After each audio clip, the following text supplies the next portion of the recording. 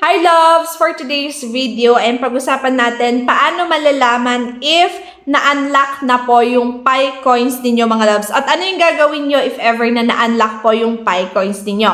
Okay, para ma-check natin yung mga naka-lock up na Pi coins natin, punta tayo sa ating Pi browser wallet.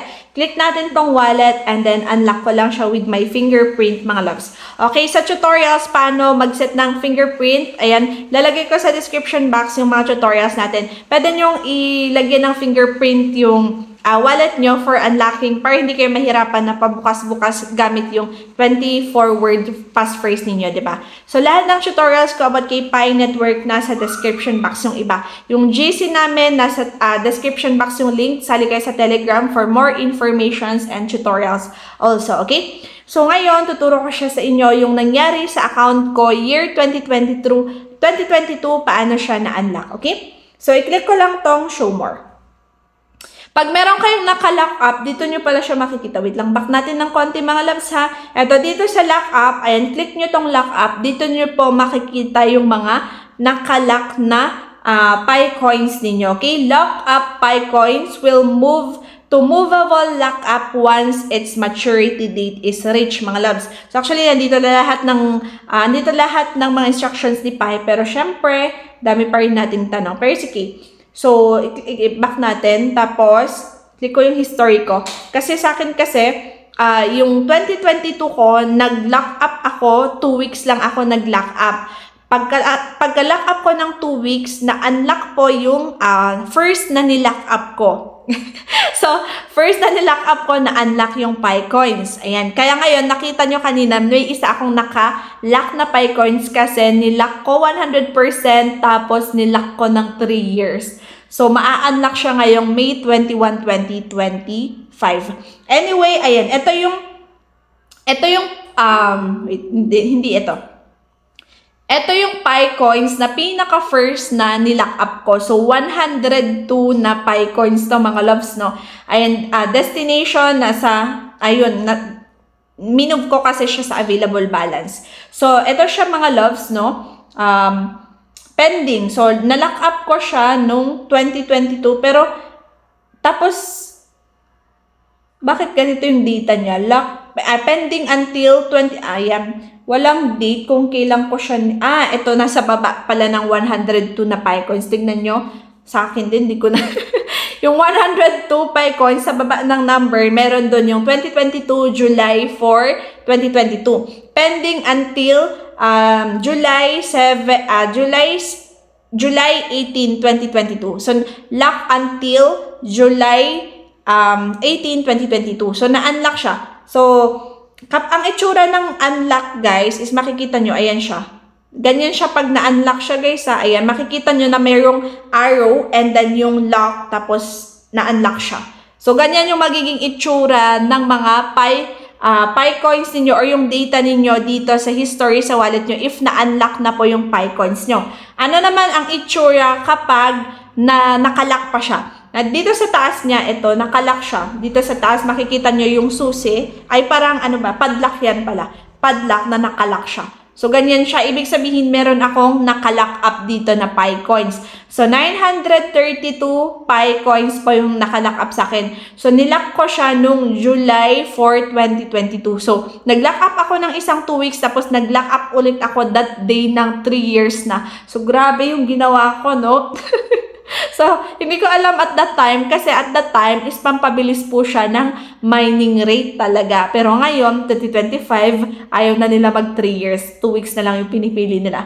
But anyway, kung gusto niyo makuha yung Pi coins nyo ng mas maaga, talagang 2 weeks po yung lalak ninyo sa Pi coins ninyo. Lahat po kailangan nating mag-lock. So, walang exception. Lahat tayo maglalak ng Pi coins. So, 2 weeks na lang yung piliin nyo. Yung iba, 6 months, 1 year, and 3 years yung iba. Okay, so sabi niya, pending until July 18, 2022. Pero locked until, ito siya, May 21, 2025. So, ngayong 2025 yun. So, sa May pa, matagal pa, 3 months pa, antayin ko mga loves. Pero, it's okay. Ayan, balance migrated yan. Antayin ko siya sa May. Ngayon, ang example naman, if nasa ano na siya, mga loves. Okay, after ma-unlock kasi, pupunta siya dito sa migrations. I-click natin yung migrations. Dito nyo po makikita yung na-unlock na PiCoins. Ano ang gagawin kapag na-unlock na po yung PiCoins? Punta sa migrations at i-click po yung move. I-move nyo po yung PiCoins ninyo para mapunta siya sa available balance. Kasi pag wala po sa available balance yung PiCoins ninyo, lagi kong inuulit to sa GCM, hindi nila ako naiintindihan.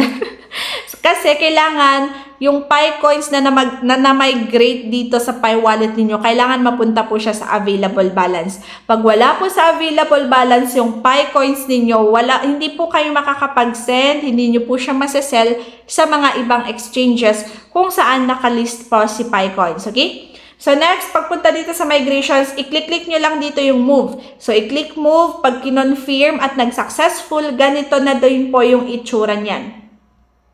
Punta ulit tayo sa history ko kasi, ayan, ito, move to available balance. Ayan, lock up, released. So, yung na-lock up ko na PiCoins, na-release na siya, and then mapupunta siya sa available balance. And destination, available balance. Ayan, move to available balance. Kailangan naka-check na siya. Kung makikita nyo sa aking data, naka-check na siya, na-move siya sa available balance. And kung makikita nyo, meron po akong transactions na nagne-negative dyan. Yung red dyan na negative 20, negative 30, negative 50, negative isang pi, negative isang pi. Yan po yung na-unlock na 102. Ito po siya. 'Di ba 102 ang na-unlock ko after 2 weeks ko, 'di ba? So asan na yung 102 ko na to? Dati kasi year 2023 may bumibili po sa bumibili ng PiCoins sa Facebook. So na-add ako sa GC, tapos sabi nila, ganito mag 50 pesos yung bili nila ng PiCoins ko dati. So, binenta ko tong 100 plus na PiCoins ko.